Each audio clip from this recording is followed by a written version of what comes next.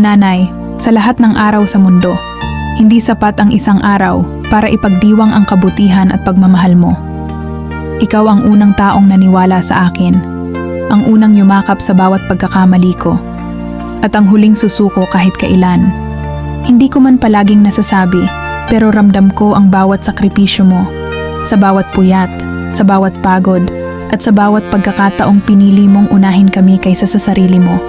Ikaw ang tahimik na bayani ng buhay ko, ang ilaw sa tuwing ako'y nawawala, at ang lakas ko sa tuwing ako'y nanghihina. Nanay, kung may isang bagay man akong hilingin, sana'y masuklian ko kahit kaunti ang lahat ng pagmamahal na ibinigay mo. Dahil ang totoo, hindi kayang tumbasan ng kahit anong bagay ang puso mong punong-puno ng malasakit at pagmamahal.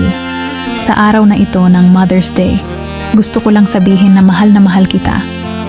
Salamat sa pagiging gabay, sandigan, at inspirasyon ko. Habang buhay kitang ipagmamalaki, maligayang araw ng mga ina. Nanay, ikaw ang pinakamagandang biyaya sa buhay ko.